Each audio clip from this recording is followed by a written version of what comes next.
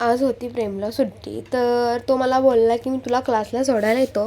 तर ठीक आहे, मी खुशच झाले. मला पण तेच पाहिजे होतं. क्लास लावल्यापासून तो एकदा पण मला सोडायला नाही आला क्लासला.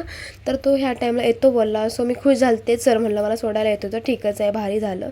आम्ही बाईकवर गेलो, सोडायला येतो बोलल्यावर. पण बाईकवर जाताना खूप ट्रॅफिक लागतं, खूप गर्दी असते. तर ते चालत गेलेलं बरं पडतं उलटं. त्या ट्रॅफिकमुळे जास्तच टाईम लागतो आणि त्याने दुसऱ्या रोडनं गाडी घेतलेली, त्यामुळे आम्ही स्टेशनच्या रोडने गेलो.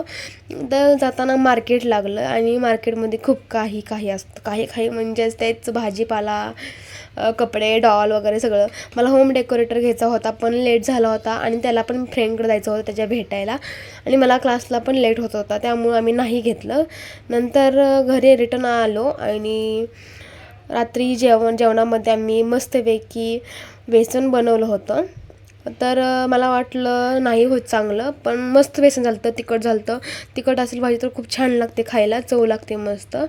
बेसन बनवलं, मस्त दिसत होतं, एकदम भूक लागलेली, जेवायचं होतं. भाकरी करायला घेतली पटकन.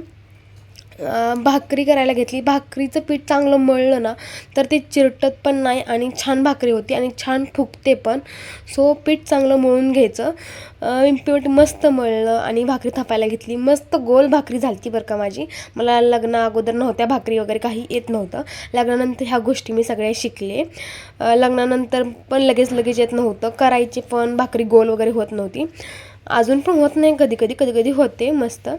तर मी भाकरी बनवली मस्त आणि तव्यामध्ये टाकली, पाणी वगैरे लावलं. मस्त भाकरी पण एवढी भारी फुगलेली ना, तुम्ही बघा कशी फुगली आहे भाकरी, एकदम टम्म फुगलेले. मला जेव्हा भाकरी टम्म फुगते ना, तेव्हा मला खूप आनंद होतो की वाव, छान भाकरी छान झाली माझी. मी एकटीच हसते, मला खूप भारी वाटतं माझी भाकरी फुगल्यानंतर ना.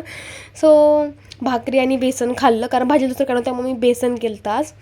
सो असा माझा सगळा दिवस होता. आज मी खूप खुश होते, प्रेम मला सोडायला आलं होतं त्यामुळं. भाकरी वगैरे मस्त खाल्लं आणि झोपले. असा होता माझा सगळा दिवस. सो बाय बाय गाईज, भेटू नेक्स्ट ब्लॉगमध्ये. लाईक फॉलो करा. Bye bye.